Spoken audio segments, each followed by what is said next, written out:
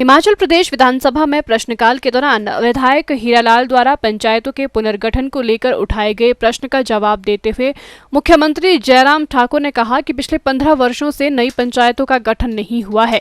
उन्होंने कहा कि 2020 में पंचायत चुनाव से पहले नई पंचायतों के गठन के प्रस्ताव आए हैं, जनप्रतिनिधियों ने प्रस्ताव भेजे हैं और इसकी समय रहते प्रक्रिया शुरू कर दी गई है। उन्होंने कहा कि सरकार के जनगणना विभाग की अधिसूचना आई कि जनगणना का कार्य शुरू होना है और नई पंचायतें और नया रेवेन्यू यूनिट नहीं बना सकते हैं। बाद में कोविड के चलते केंद्र सरकार ने जनगणना की अधिसूचना वापस ली और फिर नए यूनिट बनाने को अधिकृत किया गया और फिर से सरकार ने पंचायतों के गठन की शुरुआत की। उन्होंने कहा कि कई इलाके दूरदराज और पिछड़े हैं, वहां पर नई पंचायतों के गठन में तय नियमों में थोड़ी ढील दी गई है। इससे पहले विधायक हीरालाल, इंद्रदत्त लखनपाल और विनय कुमार के संयुक्त प्रश्न के उत्तर में पंचायती राज मंत्री वीरेंद्र कंवर ने कहा कि 2005 में 206 नई पंचायतें बनाई गई थी। उन्होंने कहा कि हिमाचल में बहुत सारा क्षेत्र पिछड़ा है, वहां लंबी लंबी पंचायतें हैं, वहां अभी भी पंचायत मुख्यालय को 20 से 25 किलोमीटर जाना पड़ता है। उन्होंने कहा कि पहले जनसंख्या गणना के कारण नई पंचायतें बनाने का काम रोका गया, लेकिन बाद में कोरोना के कारण जनगणना का कार्य बंद हो गया और इसके बाद सरकार ने नई पंचायतें बनाने का कार्य शुरू किया। सरकार ने 22 अगस्त को 2030 नई पंचायतों का गठन किया और इसकी अधिसूचना जारी कर दी। बाद में एक ग्राम पंचायत अम्ब को नगर पंचायत बनाने से एक पंचायत कम हुई है और 229 पंचायतें अब नई रह गई हैं। उन्होंने कहा कि पंचायती राज संस्थाओं के चुनाव को टाला नहीं जा सकता है और ये चुनाव समय पर ही आयोजित होंगे। हमने तैयारी की थी, लेकिन बीच में जब कोरोना की महामारी शुरू हुई, लॉकडाउन शुरू हुआ, तो सेंसस डिपार्टमेंट ने फिर से आदेश जारी किए कि आप अगर कोई नए पोटार सर्कल और नई पंचायतें अगर बनाना चाहते हैं तो आप बना सकते हैं। तो हमने जो है वो जो जितनी भी लोगों की ग्राम पंचायतों की जो प्रपोजल आई थी उसको ध्यान में रखते हुए एक क्राइटेरिया तय हुआ और उस क्राइटेरिया जो है वो ट्राइबल एरिया और नॉन ट्राइबल एरिया और बैकवर्ड एरिया के लिए अलग से बनाया गया और हमने पूरी पारदर्शिता के साथ, जिसका हमने लोगों को हित ध्यान में रख करके जो है वो ऐसी 325 नई पंचायतें जो है वो बनाई हैं।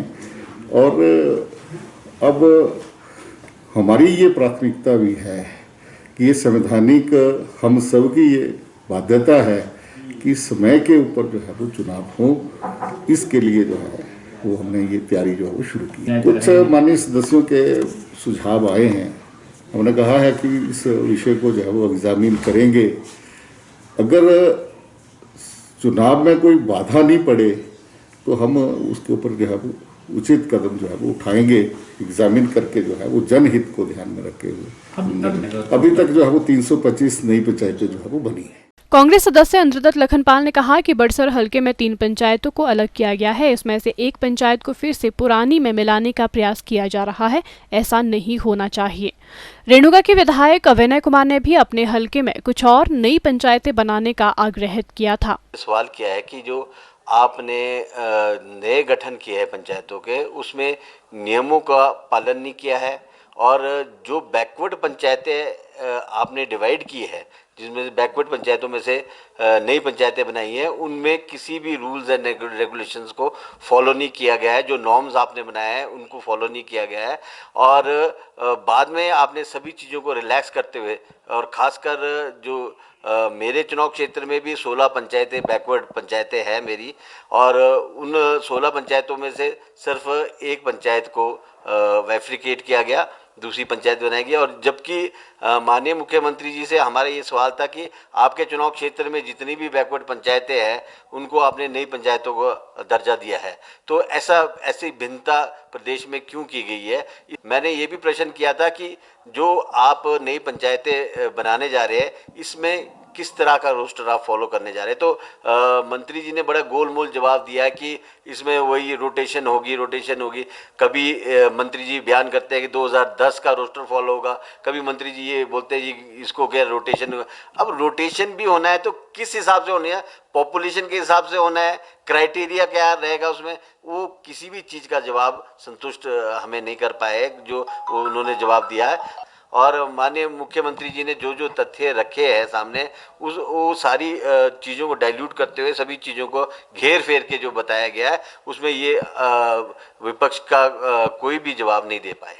वहीं कांग्रेस सदस्य अनिरुद्ध सिंह ने भी कोटी पंचायत को विभाजित करने की मांग रखी। नेता प्रतिपक्ष मुकेश अग्निहोत्री ने पंचायत चुनाव को लेकर सरकार से सवाल पूछे। उन्होंने कहा कि वोटर लिस्ट को कब तक फाइनल किया जाएगा, आरक्षण रोस्टर कब लागू होगा और कोड ऑफ कंडक्ट कब लगेगा। उन्होंने कहा कि मुख्यमंत्री ने अपनी पिछली पंचायतों के लिए मापदंड बदले हैं। इस पर मुख्यमंत्री ने कहा कि उन्होंने लोगों के सुझाव और मांग के आधार पर नई पंचायतों का गठन किया है। प्रश्नकाल के दौरान भाजपा सदस्य विक्रम सिंह जरयाल ने अपने हलके में रुपेणा कठियारी सड़क को लेकर पूछे प्रश्न का उत्तर देते हुए मुख्यमंत्री जयराम ठाकुर ने कहा कि जैसे ही इस सड़क में आने वाले 587 पेड़ों को काटने की इजाजत मिलेगी, सड़क के निर्माण कार्य में तेजी लाई जाएगी। उन्होंने कहा कि वर्ष 2007-8 में PMGSY फेज 7 के तहत 7 किलोमीटर लंबी सड़क के लिए 275.63 लाख रुपए मंजूर हुए थे। इसमें अभी तक 5 किलोमीटर सड़क ही बन पाई है। उन्होंने कहा कि जैसे ही पेड़ों को काटने की अनुमति मिलेगी, इस सड़क का कार्य शुरू किया जाएगा। प्रश्नकाल के दौरान भाजपा सदस्य रमेश धवाला के सवाल पर ऊर्जा मंत्री सुखराम चौधरी ने कहा कि सौर ऊर्जा प्रोजेक्ट लगाने को लेकर कोई पाबंदी नहीं है, जो मापदंड पूरे करेगा वे प्रोजेक्ट लगा सकेगा। उन्होंने कहा कि बड़े प्रोजेक्ट की शर्तें अलग से तय की गई हैं। उन्होंने कहा कि इसमें उन्हें बताना होगा कि वे अतिरिक्त बिजली की खपत कहाँ करेंगे। विद्युत परियोजनाओं को विक्रय करने के लिए नियमों पर ऊर्जा मंत्री ने कहा कि परियोजना निर्माता किसी भी समय इक्विटी शेयर सरकार द्वारा स्वीकृत जल विद्युत नीति के प्रावधानों के अनुसार विक्रय कर सकता है। उन्होंने कहा कि 5 मेगावाट तक की क्षमता व इससे अधिक क्षमता की परियोजनाओं के लिए अलग से मापदंड है। इसके तहत 5 मेगावाट तक की क्षमता वाली परियोजनाओं में 100% तक की इक्विटी शेयर मूल हिमाचलियों को ट्रांसफर कर सकता है, जबकि गैर हिमाचलियों को 49% शेयर ट्रांसफर किए जा सकते हैं।